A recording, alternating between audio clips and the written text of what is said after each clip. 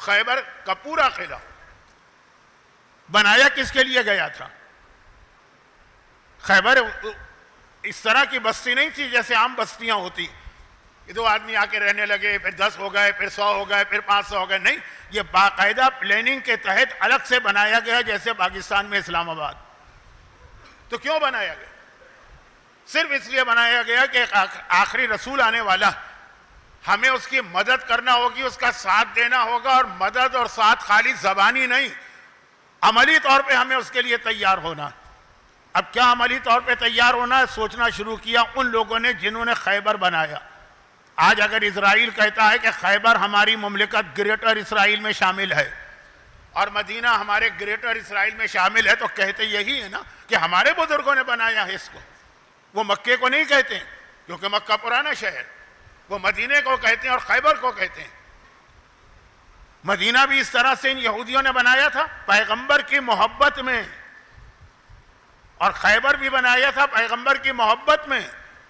اور مقصد یہ تھا کہ مدینے میں آبادی ہوگی، خیبر کینٹونمنٹ ایریا ہوگا جہاں پیغمبر کے لیے پہلے سے ساری چیزیں تیار کر کے رکھی جائیں. اب کیا چیزیں تیار کر کے رکھنا؟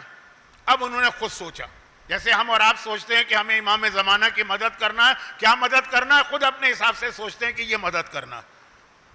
آج شہزادی کی سیرت کا دوسرا جو پیغام میں دوں گا، 2 پیغام دینا ہے. پہلا یہ ابھی چل رہا ہے، دوسرا اس کے بعد آنے والا.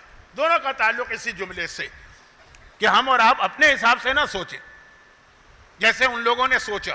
وہ مخلص لوگ تھے، وہ مخلص لوگ تھے. انہوں نے اپنے حساب سے سوچا وہ آخری رسول آئے گا تو اس کو تبلیغ دین کے لیے دولت چاہیے ہوگی. طریقہ کار یہ اختیار کر لیا گیا کہ جتنا کماؤ ضرورت کے لیے اپنے آپ پہ خرچ کرو، باقی ساری بچت خیبر میں منتقل کرو. خیبر ایسا پہاڑی علاقہ ہے نا کہ چاروں طرف سے محفوظ ہے دشمنوں سے، کا وہاں دولت منتقل کرو. یہ خیبر کی جتنی دولت آپ سنتے ہیں یہ پیغمبر کی خاطر ان لوگوں کے بزرگوں نے 1-2 نسلیں نہیں، کتنی نسلوں سے جمع کی تھی کہ یہ رسول کو دینا. پھر رسول آئے گا تو اس کو فوج چاہیے ہوگی. تو جو بھی بچہ ایسا نظر آتا جو ذرا سا جسمانی اعتبار سے فٹ نظر آتا کہ یہ جنگ میں حصہ لے سکتا ہے، طاقتور ہے، صحت مند ہے، اس کو خیبر منتقل کیا جاتا تھا. وہاں باقاعدہ اسے فوجی ٹریننگ دلوا کے بٹھایا جاتا تھا کہ جب رسول آئے گا تو تمہیں رسول کی فوج میں شامل ہونا. بلکہ اگر میں جملے کو یہاں پہ کہہ کے بات ختم کر دوں کہ مرحب و انتر تیار اس لیے کیے گئے تھے، ان کے بزرگوں نے تیار اس لیے کیا تھا کہ آخری رسول کو فوج چاہیے ہوگی اور فوج میں نوجوان اور طاقتور سپاہی چاہیے ہوں گے. یہ نوجوان وہاں بھیجے گئے اور ان کو باقاعدہ فوجی ٹریننگ. اب ایک جملہ میں کہہ دوں، یہ تو ایک الگ موضوع تھا جو میں نے چھیڑ دیا، لیکن اس کا تعلق جو شروع میں نے دعا بھی مانگی کہ اللہ ہمیں امام کی فوج میں شامل کرے شہزادی کونین کے مظالم کے انتقام کے لیے، اور جو شہزادی کی سیرت کا پیغام بھی ہے، اس لیے اتنی سے میں نے تمہید کو ذرا لمبا کر دیا. خیبر خلاصہ کیا نکلا؟ یہ ساری دولت خیبر کی، جو اکثر ہے نا کہ خیبر فتح کیا تو مسلمانوں کو اتنا مال غنیمت ملا، اس جملے کو کریکٹ کر لیں. خیبر کو فتح کیا گیا تو مسلمانوں کو وہ امانت ملی جو مسلمانوں کے لیے ان کے بزرگوں نے رکھی. وہ کسی کا مال انہوں نے نہیں لیا، وہ اپنا مال لیا. جیسے اکثر میں مدینے میں کہتا ہوں جب مجھے وقت مل جائے، اور مجلسوں میں بھی کہتا ہوں کہ جی وہ ایک بہت مشہور جملہ ہے، اپنی جگہ صحیح مشہور جملہ ہے، لیکن اس کو بھی کریکٹ کر لیں تو ٹھیک ہے. بولنے میں کریکٹ نہ کریں لیکن اپنے دماغ میں اس کو بٹھا لیں کہ جب رسول اللہ مدینے میں آئے ہجرت کر کے تو حضرت ابو ایوب انصاری کے گھر میں مہمان بن کے ٹھہرے. پورا واقعہ ہوتا ہے کہ پیغمبر آئے تو ہر ایک نے کہا یا رسول اللہ ہمارے گھر ہمارے گھر ہمارے گھر. پیغمبر نے کہا خلو سبیلہا فإنہا مامورۃ بإذن اللہ، یہ میری اونٹنی ہے، اس کا راستہ چھوڑ دو، اسے اللہ نے حکم دیا ہے جہاں یہ بیٹھے گی وہی میں اسی کا میں مہمان بنوں گا. حضرت ابو ایوب انصاری کو یہ سعادت ملی، اور یہ ان مخلص صحابیوں میں سے ایک ہیں جنہوں نے شہزادی پہ ڈھائے جانے والے مظالم کے وقت تلوار نکال کر مولا کا ساتھ دیا.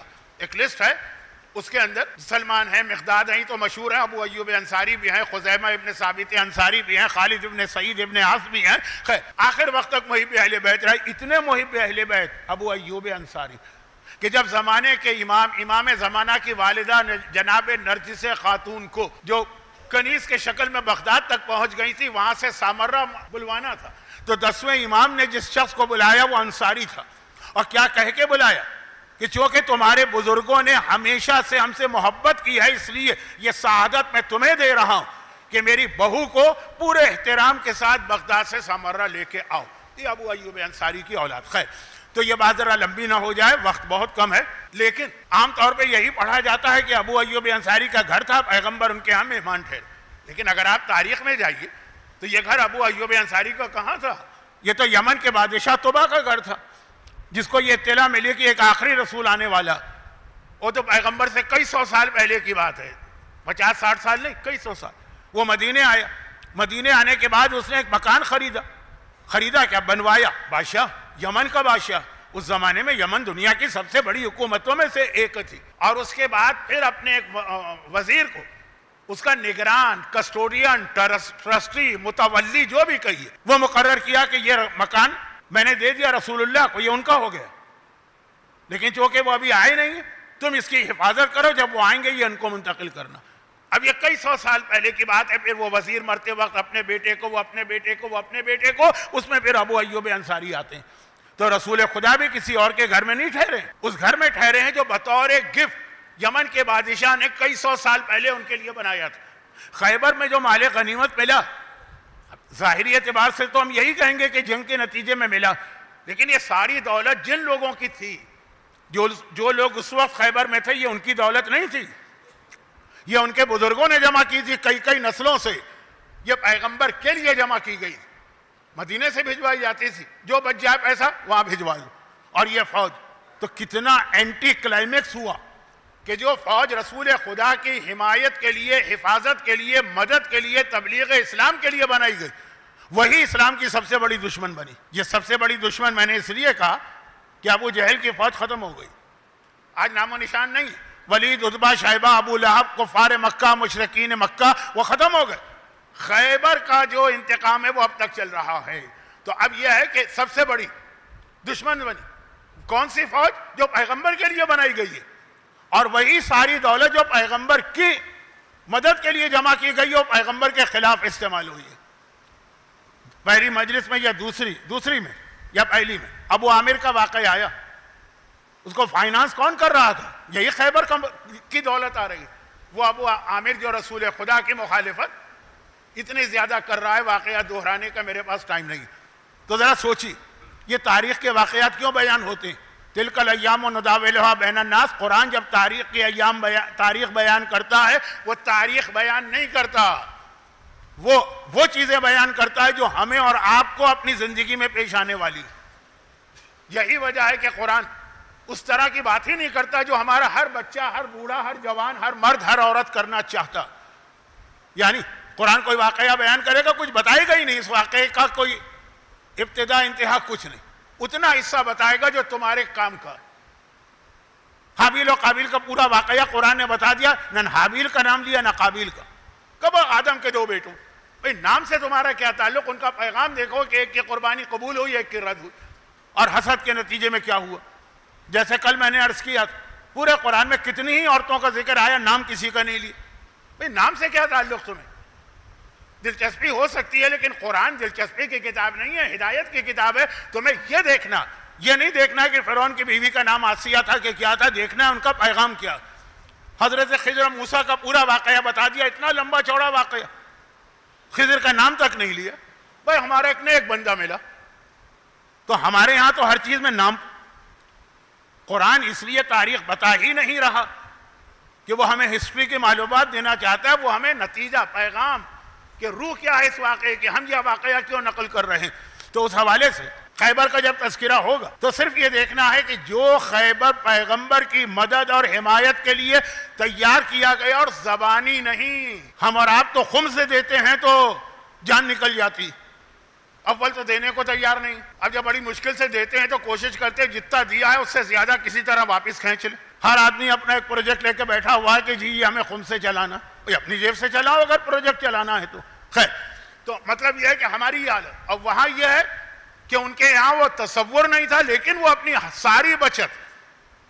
خمس کیا ہے؟ حق زہرا. اشارہ اس لیے ہوتا ہے کہ شہزادی کی سیرت میں حق زہرا بھی آئے گا اور حجاب بھی آئے گا، لیکن خمس کیا؟ حق زہرا تو ہے لیکن ہے کیا؟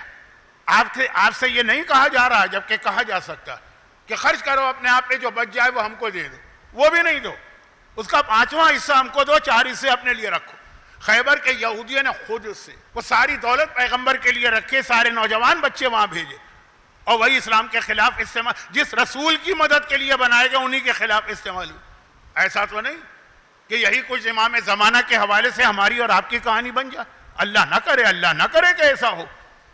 لیکن واقعات اسی لیے آتے ہیں، تاریخ میں خیبر کتنا مشہور واقعہ، وہ اسی لیے آتے ہیں کہ سنتے جاؤ اور اس سے پیغام لیتے جاؤ، کہ پتہ چلا کہ ہم اور آپ دن اور رات امام زمانہ کے لیے تڑپ رہے ہیں، ویسے بھی تڑپ رہے ہیں کہ حکومت امام چاہیے، اور اس لیے بھی تڑپ رہے ہیں کہ شہزادی کونین اور کربلا کے ظالموں کا حشر دیکھنا ہے ہمیں، تڑپ رہے ہیں۔ پتہ چلے کہ جس امام کے لیے تڑپ رہے ہیں ہم اسی کے مخالف بن گئے، اور تاریخ میں یہ واقعہ گزرا، اور ایسا گزرا کہ بچے کو پتا ہے کہ خیبر کیا، یہ نہیں پتا کہ کس لیے بنایا گیا۔ تو اب بات یہ ہو رہی ہے کہ جب خیبر کا مال غنیمت آ گیا، یہ میں نے صرف اس لیے کہہ دیا کہ بعض اوقات دل چاہتا ہے کہ جو تاریخی غلط فہمی ہے ذرا اس کو دور کر دیا جائے۔ وہ پیغمبر کا اپنا مال تھا، کیونکہ جن لوگوں نے رکھا تھا وہ پیغمبر کی نیت سے رکھا تھا۔ بہرحال وہ ملا، اور ہر ایک کو پتا ہے کتنا ملا۔ اب میں اس جملے کی تشریح میں جاؤں گا تو وقت نہیں، بس اتنا ملا کہ سونا اتنا تھا، سونا گولڈ، کہ جن کو ملا جب وہ مرے تو ان کی اولاد میں وہ کلہاڑی سے کاٹ کے تقسیم کیا گیا، اتنا گولڈ، خالی سونا، باقی چاندی، کنیز، غلام، گھوڑے، جانور، وہ درہم دینار وہ چھوڑی۔ چنانچہ پہلی بار مسلمانوں کے ہاں صحیح معنوں میں خوشی کی اگر لہر دوڑی تو خیبر کی واپسی میں، اور ہر آدمی جب واپس آ رہا ہے لذا پھندا تو اب گھر میں نہیں آ رہا ہے، اس لیے کہ وہ اپنے بچوں کو اتنے سالوں سے بلکتے دیکھ رہا، جن کے کھانے کی مناسب غذا نہیں ہے ان کے پاس۔ بچے تو ہر باپ اور ماں کو پیارے ہوتے ہیں، بچوں کی کبھی خواہشات بھی ہوتی ہے، فلاں کھلونا چاہیے، فلاں ٹوائے چاہیے، آئی فون 17 چاہیے، فلاں چیز چاہیے نا، خواہشات تو ہوتی۔ یہ سنتے تھے بچوں سے، بچے رہتے مدینے میں، وہاں کافروں کے بچے بھی ہیں، وہاں یہودیوں کے بچے بھی ہیں۔ آج پہلی بار موقع ملا ہے اپنے بچوں کو خوش کرے، تو کوئی براہ راست واپس نہیں آیا۔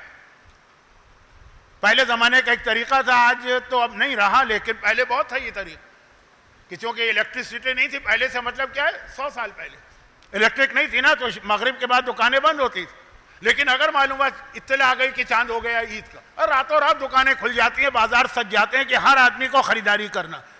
مدینے کے بازار کھل گئے جب پتہ چلا خیبر کے مجاہدین درہم و دینار لے کے آئے، ہر ایک اپنے بچوں کے لیے کوئی کھلونا خریدے، کوئی کپڑے خریدے، کوئی بیوی کے لیے زیور خریدے، کوئی بہترین کھانے خریدے، اور جب یہ گھر میں اس طرح داخل ہوئے تو ہر گھر میں خوشی کی آوازیں، ہر ایک خوش ہے، بچے بھی خوشی کے عالم میں ہیں، بیویاں بھی خوشی کے عالم میں ہیں۔ اور اب سب ایک ساتھ تو نہیں آئے نا، آرام سے آ رہے ہیں، 10 آدمی پہنچے ان کے گھر میں، یہ خوشی ہوئی تو اب باقی جتنی عورتیں ہیں جن کے شوہر آ رہے ہیں وہ دروازے پہ آ کے کھڑی ہو گئیں کہ ہمارا شوہر آ رہا ہے، دیکھیں کس حالت میں آ رہا ہے۔ اور سونے چاندی سے لدے پھندے نہیں آ رہے ہیں، وہ تو ہے ہی، گفٹ لے کے آ رہے ہیں، ہر ایک کے اپنے خاندان کی پسندیدہ چیز لے کے آ رہے ہیں۔ سب سے آخر میں مولا پہنچے، میدان جنگ میں سب سے پہلے آپ کو علی نظر آئیں گے، آج آپ کو سب سے آخر میں آتے نظر آ رہے ہیں۔ جیسے ہی گھر میں داخل ہوئے، ہر عورت کی نگاہ اپنے شوہر کے ہاتھوں پہ پڑتی تھی، اس خیبر کی بات کر رہا ہوں، شہزادی کی نگاہ بھی پڑی، دیکھا علی کے ہاتھ خالی ہے، ہر ایک لذا پھندا آ رہا، مال غنیمت تو علی کو بھی اتنا ہی ملا جو ہر ایک کو ملا۔ وہ ایک شرعی اصول تھا نا، جعفر طیار کو پیغمبر نے 1 دینار 1 درہم نہیں دیا، کیونکہ وہ خیبر کی جنگ ختم ہونے کے 5 منٹ کے بعد پہنچے، 5 منٹ، لیکن ادھر جاؤں گا تو بات کہیں کی کہیں چلی جائے گی۔ خلاصہ یہ، خالی ہاتھ۔ شہزادی نے سوال کیا کہ اے ابو الحسن، کیا بابا نے آپ کو کچھ نہیں دیا تھا؟ کہ کیسے ہو سکتا، عادل خدا کا عادل نمائندہ، جو سب کو ملا وہ مجھے بھی ملا، تو آپ کے پاس تو کچھ بھی نہیں، نہ مال غنیمت میں سے کچھ ہے، نہ بچوں کے لیے کچھ ہے۔ کہا جب میں مدینے میں داخل ہو رہا تھا تو قبا بستی میں نے دیکھا، قبا اس زمانے کا سلم ایریا تھا مدینے کا، آج تو ماشاءاللہ آپ جاتے ہیں نا زیارت پہ، مسجد نبوی سے قباء تک کیا شاندار انہوں نے ٹورسٹ اٹریکشن کے لیے پورا علاقہ بنا دیا. اس وقت وہ شہر سے باہر غریبوں کی جھوپڑ، جس کو بمبئی میں کہتے ہیں جھوپڑ پٹی تھی. اور وہاں کون رہتا تھا؟ بدر، احد، خندق اور اس کے درمیان جو جنگیں ہوئی ہیں ان میں جو مسلمان مارے گئے ان کی بیوائیں اور ان کے یتیم بچے. غریب ہی لوگ جائیں گے نا یہاں پہ. کہا میں دیکھا کہ ہر گھر کے دروازے پہ خاتون کھڑی ہیں، بچے کھڑے، بڑی حسرت سے دیکھ رہے ہیں کہ ہمارا بابا تو بدر میں مارا گیا، خیبر میں نہیں تھا، وہ تو فاقے تھے. ہمارا بابا تو خندق میں مارا گیا، خندق میں صرف سعد ابن معاذ شہید ہوئے لیکن احد میں مارا گیا. حسرت سے دیکھ رہے ہیں لیکن کیا کریں.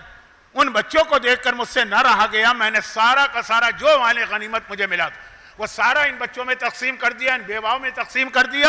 میرے بچوں کے لیے کچھ نہ بچا. جس رات کو پورے مدینے کے اندر بہترین کھانے پکائے گئے اس رات کو بھی حسن فاقے سے سوئے، حسین فاقے سے سوئے، زینب فاقے میں سوئی، ام کلثوم فاقے میں سوئی.